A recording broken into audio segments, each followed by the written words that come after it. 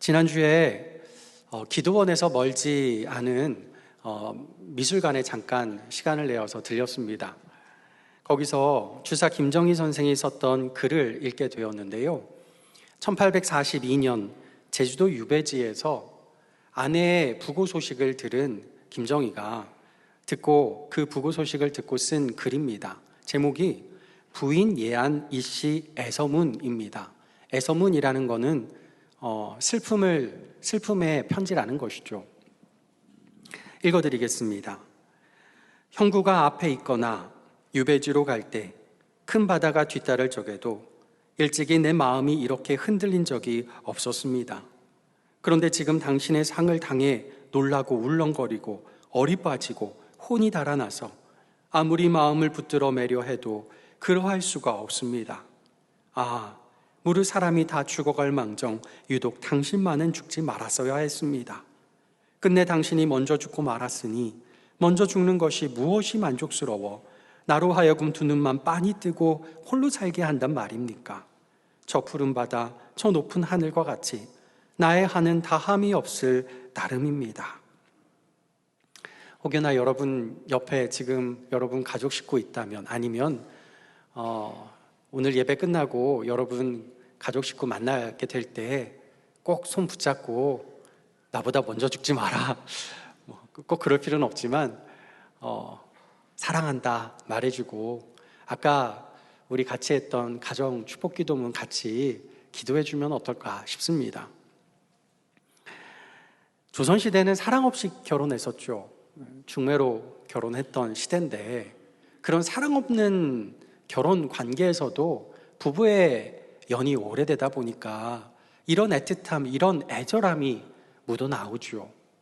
근데 요즘 보면 사랑 때문에 결혼한 사람들인데 부부간에 이러한 애틋함, 애절함을 찾아보기가 쉽지 않은 것도 같습니다. 오히려 부부간에 서로 부끄러워서 나 저 사람이랑 같이 못 다녀, 그러고 떨어져 지내는 그런 부부들도 생각보다 많이 있죠. 부끄러워하는 건 부부끼리만은 아니라고 생각합니다. 딸바보로 사는 아빠들이 가장 무서워하는 게 뭘까요? 중2병이라고 그래요. 제가 예전에 어느 딸바보 남자 집사님 이야기를 들었는데요. 이 집사님이 그렇게 잘 지내던 자기 딸, 그렇게 잘 놀던 자기 딸이 중학교가 딱 되고 나니까 순식간에 돌변해서 아빠가 부끄러우니까 밖에 나가서 아는 체 하지 마라, 집에서도 나 쳐다보지 마라, 그런데요. 너무 속상한 거죠. 그래도 사춘기 지나면 좀 나아지려니 했는데, 고2가 됐는데 사춘기는 지났는데 이 입시 스트레스가 가득하고 나니까 집에서 나 지나갈 때는 숨도 쉬지 마라, 그런데요. 그래서 내가 사랑하는 딸인데 딸 얼굴도 못 보고 숨도 못 쉬고 산다고 어떻게 하냐고, 그런 이야기를 들은 적이 있습니다. 누구나 부모님을 사랑하시겠지만 사랑하면서도 부모님을 부끄러워하는 사람들이 생각보다 많이 있습니다. 그뿐만은 아니죠. 내 신체를 부끄러워하는 사람도 있고요. 내 사회적 지위, 내가 처한 상황을 부끄러워하는 사람들도 많이 있습니다. 사실 아담과 하와가 죄를 짓고 나서 제일 먼저 경험했던 감정이 이 부끄러움이었죠.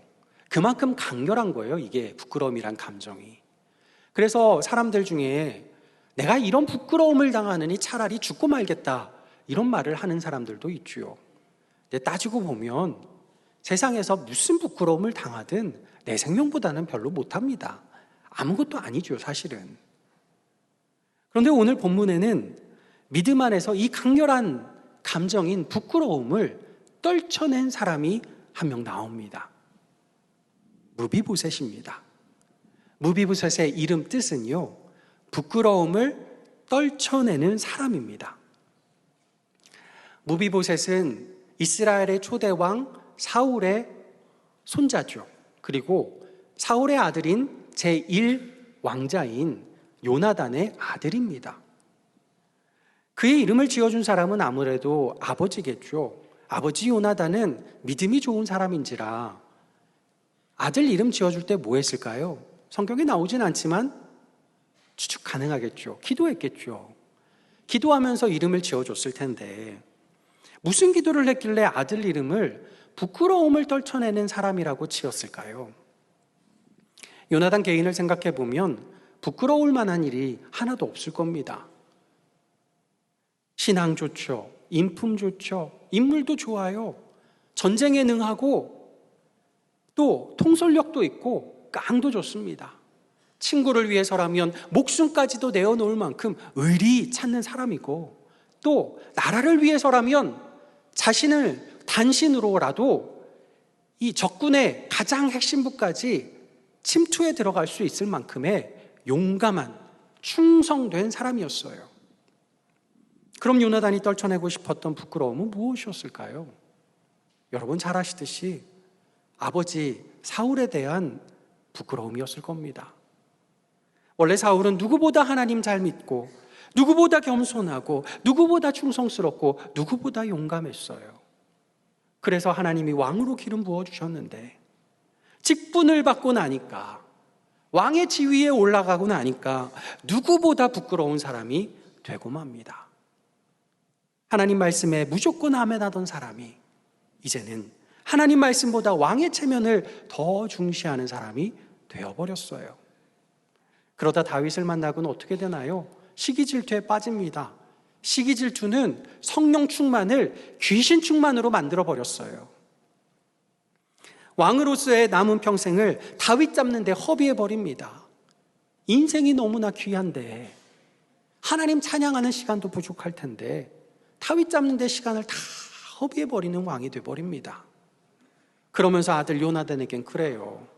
이게 다 널 위한 거야. 너 잘 살라고, 너 왕위에 올려주려고 내가 이러는 거야. 그런 아버지 보면서 요나단 아들은 너무 부끄러웠던 거죠. 요나단이 원한 것도 아니잖아요.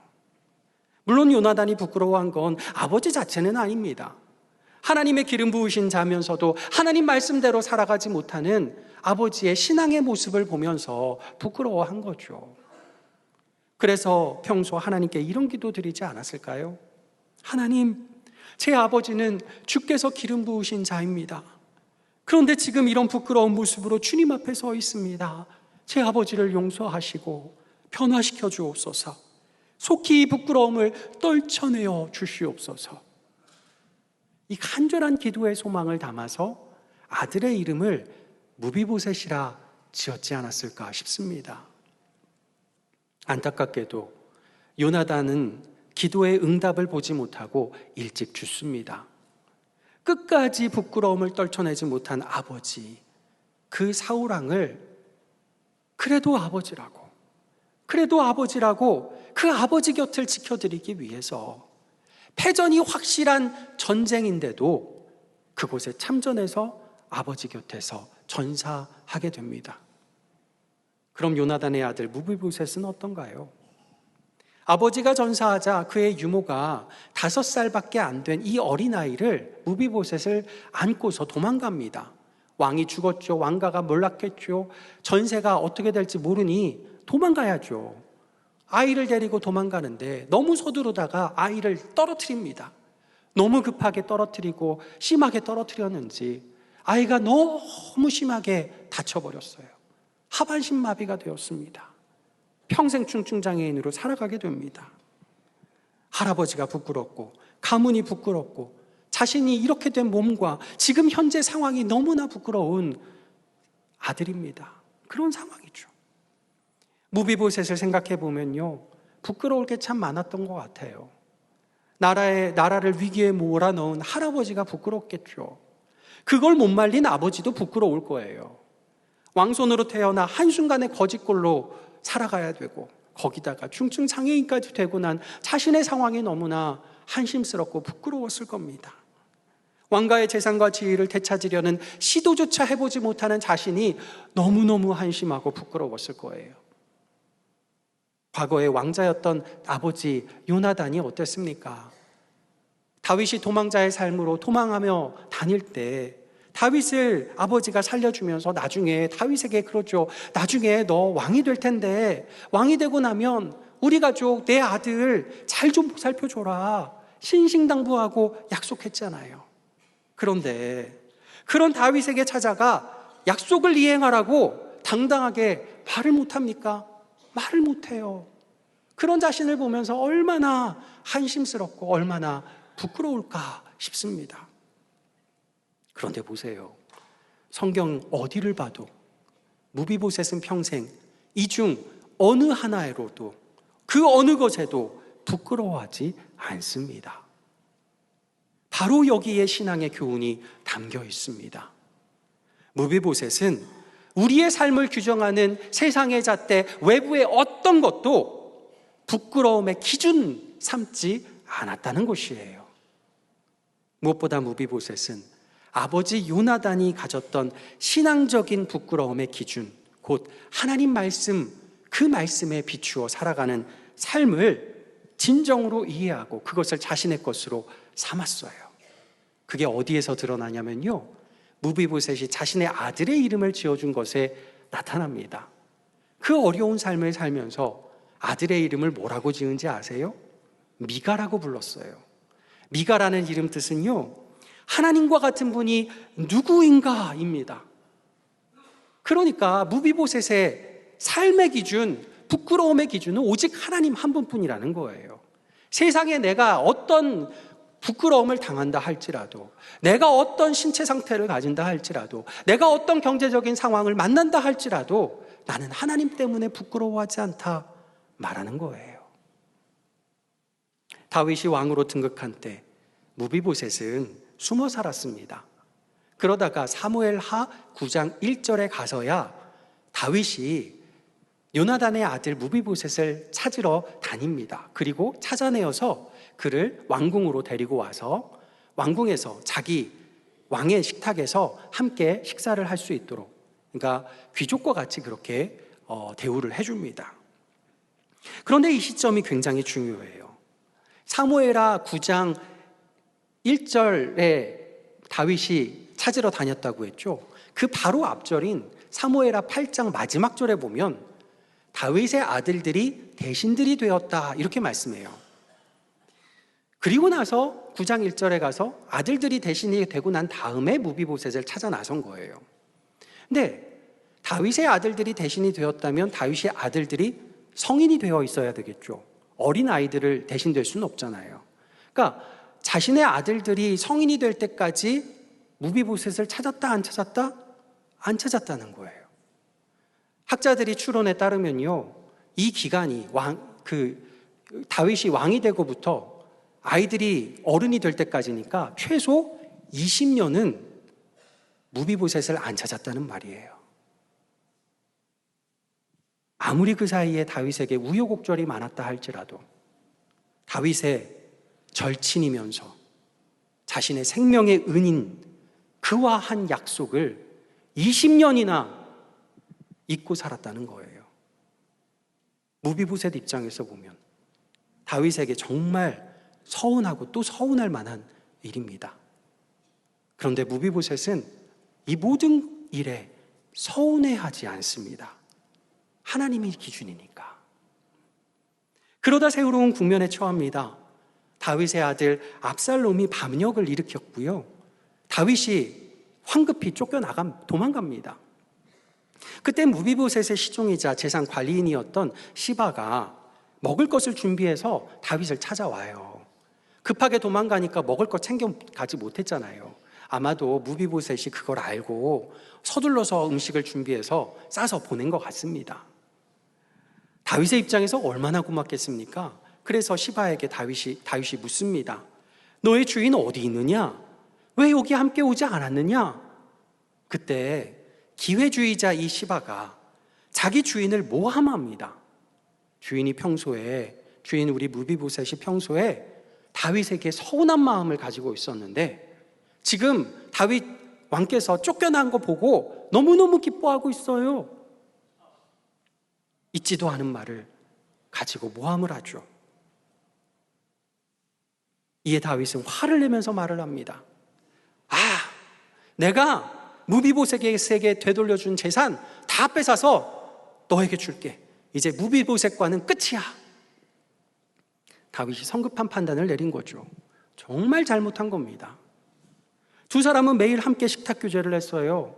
무비보셋이 어떤 사람인 걸 다윗만큼 아는 사람이 누가 있겠습니까?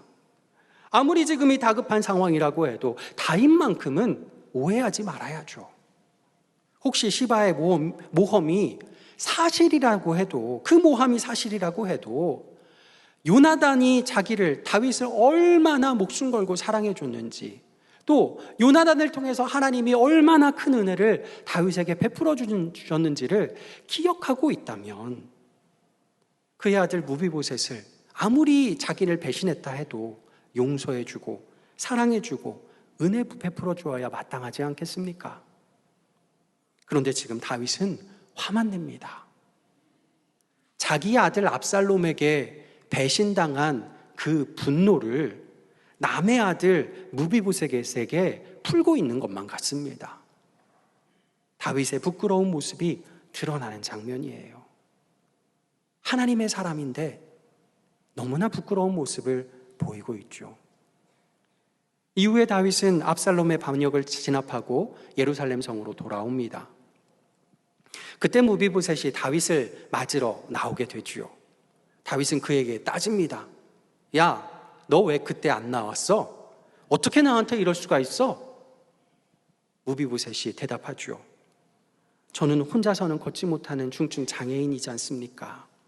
시바가 저를 속이고 혼자 왕께 나아가 저를 모함했습니다. 왕께서 떠나시고 지금까지 왕께서 얼마나 힘드실까, 얼마나 큰 고초를 당하실까 노심초사하면서 너무 마음이 아프고 괴로워서 옷도 제대로 갖춰 입지 못하고 수염도 제대로 깎지 못했습니다. 수염만 봐도요, 덥수룩해진 거 보면 알 수 있는 거 아닙니까? 누가 봐도 딱 보면 아는 상황이에요. 그런데 지금의 다윗은 알려고를 하지 않아요. 오늘 본문 보면 아예 들으려고도 하질 않아요. 시바를 벌해야 마땅한 상황에서 무비보셋의 재산을 반으로 나눠서 시바에게 주라 합니다. 무슨 말입니까? 이전에 시바에게 주겠다고 말한 자신의 결정을 번복하는 일이 왕의 체면으로서는 이게 왕의 체면이 구겨지는 일이라고, 부끄러운 일이라고 생각하는 거예요. 다윗이요, 원래 체면 따지지 않는 사람 아니었습니까? 그래서 하나님이 기뻐하지 않으셨습니까? 그런데 지금 장면에서는 예전 사울 왕이 그랬던 것처럼 너무나 부끄럽게도 체면 따지고 있습니다. 여러분이 무비보셋이라면 어떨 것 같습니까? 교회에서도요, 믿었던 믿음의 선배가, 장로님이, 목사님이 이런 식으로 나를 대하면 어떻게 될까요? 그런 경우가 없어야겠지만 의도하지 않게 이런 경우가 발생하곤 해요. 심지어 다윗에게도 이런 일이 있었어요. 그러면 그 사람이 아무리 다윗이라도 미워지죠. 너무 속상하니까. 마음에 큰 상처를 받게 되고요. 교회를 떠나는 사람들도 생겨납니다. 바로 이 장면에서 무비보셋의 신앙의 진수가 드러납니다. 그가 뭐라고 대답하나요? 28절 말씀 우리 같이 한번 읽어보겠습니다. 28절입니다. 내 아버지의 온 집이 내 주 왕 앞에서는 다만 죽을 사람이 되지 아니하였나이까. 그러나 종을 왕의 상에서 음식 먹는 자 가운데에 두셨사오니 내게 아직 무슨 공의가 있어서 다시 왕께 부르짖을 수 있사오리까 하니라. 아멘. 30절 말씀도 같이 읽어보겠습니다. 30절입니다. 무비보셋이 왕께 아뢰되 내 주 왕께서 평안히 왕궁에 돌아오시게 되었으니 그로 그 전부를 차지하게 하옵소서 하니라. 아멘. 그로라면 누구죠? 자기를 모함한 시바입니다. 나 재산 필요 없어요. 그냥 다 주셔도 됩니다. 합니다. 나는 재산도 권리도 다 필요 없다는 거예요. 이제까지 그것 없이도 주님 믿고 잘 살아왔는데 뭐 그게 필요합니까? 하는 겁니다. 그저 왕이 무사히 돌아온 것만으로도 기쁘고, 그저 하나님이 나같이 공의 없는 자 구해주시고 살려주셔서 하나님 나와 함께 하신 그 하나만으로도 나는 감사합니다 고백하고 있어요. 이게 진짜 그리스도인이죠. 다윗은 참 하나님의 사람이었지만 여전히 실수투성이 부끄러운 사람이었어요. 참 신실하고 마음 따뜻한 사람이었지만 어떤 누군가에게는 깊은 상처가 되는 사람이 다윗이었어요. 우리도 그렇죠. 아무리 선하게 살려고 해도 어느 누군가에게는 상처가 될 수가 있습니다. 무비보셋에겐요, 이때만큼은 다윗을 책망할 명분과 권리가 있었어요. 이때만큼은 아버지 요나단에게 받은 은혜를 제대로 다 갚지 않고 있는 저 다윗을 질책할 수 있는 절호의 타이밍이었어요. 그러나 바로 이때 무비보셋은 책망과 질책이 아니라 자신의 공의 없음을 나는 공의 없는 사람입니다 고백하고 있어요. 다윗의 허물을 사랑으로 덮어줍니다. 다윗이 지금 한없이 부끄러웠던 사울과 똑같이 왕의 체면을 따지기에 부끄러움 당해야 마땅한데 무비보셋은 그 부끄러움을 덮어주고 떨쳐내주는 사람으로 다윗 앞에 서 있습니다. 그래서 다윗이 다윗 된 거예요. 다윗 혼자 잘해서 그런 게 아닌 거죠. 무비보셋이 있었기에 우리가 알고 있는 다윗이 된 것입니다. 그리고 하나님께서 기름 부으신 다윗에게 무비보셋은 충성합니다. 이 충성은요, 사람에게 한 게 아니에요. 다윗에게 기름 부으신 하나님께 한 충성이죠. 그의 아버지 요나단이 끝까지 보여주었던 신앙의 충성입니다. 이렇게 무비보셋은 다윗의 부끄러움을 떨쳐내 줌으로써 그의 할아버지 사울과 그의 가문이 다윗과 하나님께 그 오랫동안 범한 수많은 허물과 많은 부끄러움을 다 떨쳐내게 되었습니다. 그리고 자기 인생의 수많은 부끄러움들, 하늘의 신실한 별과 같은 신앙으로 다 떨쳐낼 수 있게 된 것입니다. 요나단은 평생 기도에 응답을 보지 못했지만 그 기도가 아들에게서 완전 응답이 된 줄 믿습니다. 오늘 우리는 예수복음을 부끄러워하는 시대에 살고 있습니다. 그러나 로마서 1장 16절은 말씀하죠. 우리 로마서 1장 16절 이 자막 보면서 같이 읽어보겠습니다. 내가 복음을 부끄러워하지 아니하노니 이 복음은 모든 믿는 자에게 구원을 주시는 하나님의 능력이 됨이라.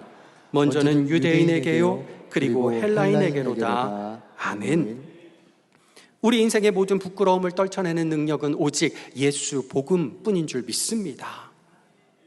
우리 예수님, 우리의 허물과 부끄러움 보시면서 우리를 질책하거나 책망하지 않으셨어요.